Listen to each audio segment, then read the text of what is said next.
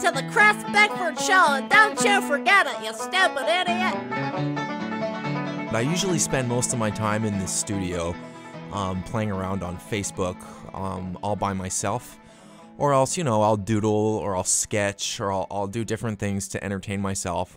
And it's also pleasing to have a sound technician come in. Matt is one of our sound technicians, and he came in all the way from Orleans on the bus. And Matt, thanks for joining us as well. Today I wanted to address parent-child relationships because I think those are relationships in our society which are gradually degrading. In my home growing up, there was a real emphasis put on respect, respecting your parents, them respecting you, fairness in decision making, and also having open channels of communication. And when it comes to being a child who misbehaves, it's important that those children have consequences. For example, if I didn't clean my room, very often I would get locked in that room with a loaf of bread and a pail of water, and I would stay there for usually about 3 days, I think. But after a while, it's hard to keep track of time. Once I complained about not having a swimming pool. We were one of the few families in the neighborhood who didn't have a swimming pool. And for that act, I had to sit in a bathtub of cold water for 12 hours. And I'll tell you, I never, ever complained about not having a swimming pool again. You say you don't have enough freedom as a 14-year-old? Okay, well, see what it's like being locked in a dark closet for the weekend. Okay, then you'll appreciate the freedom that you have. So my parents really used some unique child-rearing skills and techniques to get their point across, which made me think later on of becoming a school teacher. So I had to fill out a form for Teachers College here at the local university, and there was a few questions. One of them I remember was, why are children so important to our global village? That was a tough one. I actually wrote that they're actually a liability, really, in many cases, because kids tend to put a strain on marriages. Many of them are a little bit off-center as kids because they haven't found out who they are. So, and you hear about a lot of kids doing weird things. Like, I know Jeffrey Dahmer tortured animals when he was a kid, and then he later graduated appropriately onto people because you don't want to be torturing animals your whole life, I guess. Children are responsible for the world's overpopulation crisis, which in turn is responsible for deforestation, desertification. Arguably, the collapse of certain world economies is a result of there's just too many children.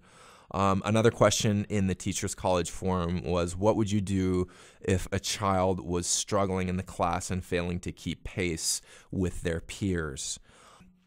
That was a tough one to answer. I know I wrote something along the lines of I would teach the child a lesson on how nature will tend to weed out, not eliminate, but weed out the weaker members of the pack so that their faulty genes won't be passed on to the next generation, and then the next generation is that much stronger. If I had a kid who wasn't keeping pace in the class and they weren't able to do the work, I'd give them information that they could use. I'd suggest alternative career paths for that student. I would suggest drug running because children can make excellent drug runners in any city. There are drugs in all cities throughout the world. They're too young to be prosecuted. And God, if you're making a salary at the age of 8, you're not a loser anymore. You should be proud of yourself. And another question that the Teachers College forum had was, why should no child ever be left behind? And I said, well, some kids should be left behind because some kids aren't really worth bringing along. And that's an honest answer, and I thought they would appreciate honesty. What would you do if you had a pale child in your class who was unusually quiet, came to school with bruises? Bruising, well, there's such a thing as privacy in a family, and I'm not going to ask any questions that are none of my business. And I would remind that child what happened to JonBenet Ramsey and I would tell her to make some more mature choices, even if she was 7. Yeah, it was sometimes tough growing up, though. You know, I had siblings, and very competitive in our family. Everybody wanted to be the best, and everyone wanted attention.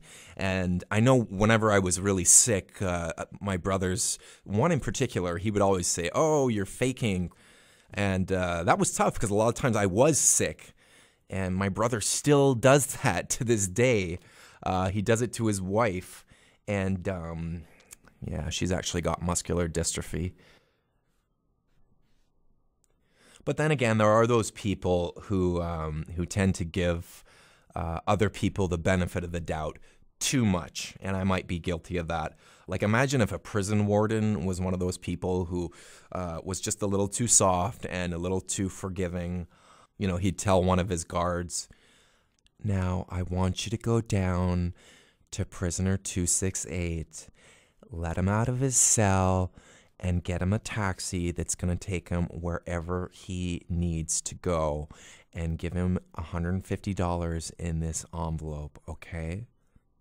Really? But that's Paul Bernardo. He raped 47 women, and then he killed those schoolgirls and cut up their bodies and made furniture out of their limbs.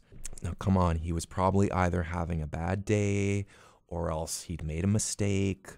Have you never made a mistake? I guess so. I once worked at a car rental place, and I rented a car to a couple, and it only had half a tank of gas, and I told them the tank was full. Well, there you go. Yeah, and Matt, I was having a hard time finding a job last year. Let's be honest, I still haven't found one. But I decided to go to one of those employment agencies, and they are really, really helpful.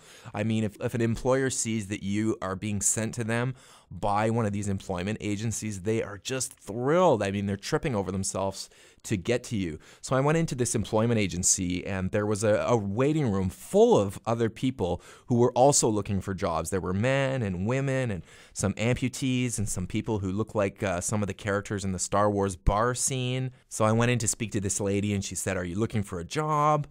Do you want a paying job?" And I was like, "No, it doesn't really matter. I don't need money or food. I'll work for free." And then she said, "Well, I have a job for you, and you can start this afternoon." I was like, "Really? Great. Do you like animals?" "I love animals. I'm actually a longtime vegan." "Okay, well, this job requires you to be comfortable dealing with hundreds of animals a day. You have to be able to lift the animals who are unable to get up themselves. You have to be able to drive a truck, and you're going to be working outdoors all day long." Wow, I'm thinking, this is perfect. I guess it's a zoo or an assistant at an animal refuge, maybe? Well, I was actually having to drive around picking up dogs and cats that had been killed or disabled in traffic. "It's okay, buddy. It's okay. Jump up in the back of the truck. Come on, come on." But you know, golden retrievers have a really hard time jumping up into the back of a pickup truck when they have shattered pelvises. Have you ever had to defriend people, Matt? Like on Facebook because of their status updates.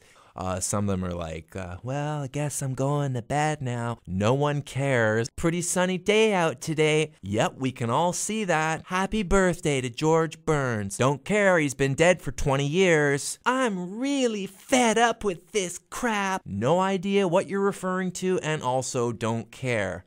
Yeah, I think the best job I ever had was when I was completing one of my useless university degrees in Vancouver, Canada. I worked for 4 years, I'm not bragging, at a Pizza Hut. Wow. And I was a server there. And man, you made a lot of money there. Like on a good night, if I worked a double shift, that's like 14 hours, you could easily pull in about $12, no problem, in tips.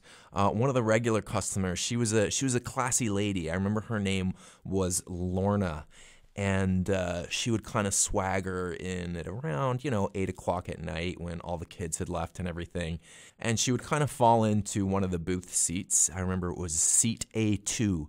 She always sat in the same seat. And she would get her Pizza Hut Chardonnay wine from a box. She'd get that in one of those cups that we served Pepsi in, filled with ice and a straw. Very classy.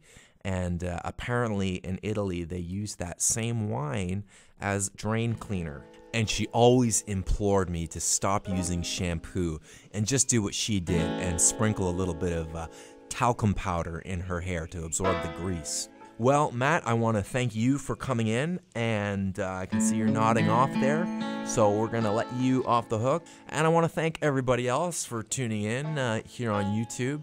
Have yourselves a great week, and episode 3 is coming up shortly. And just in closing, I want to say that I think it's always important to be honest with people.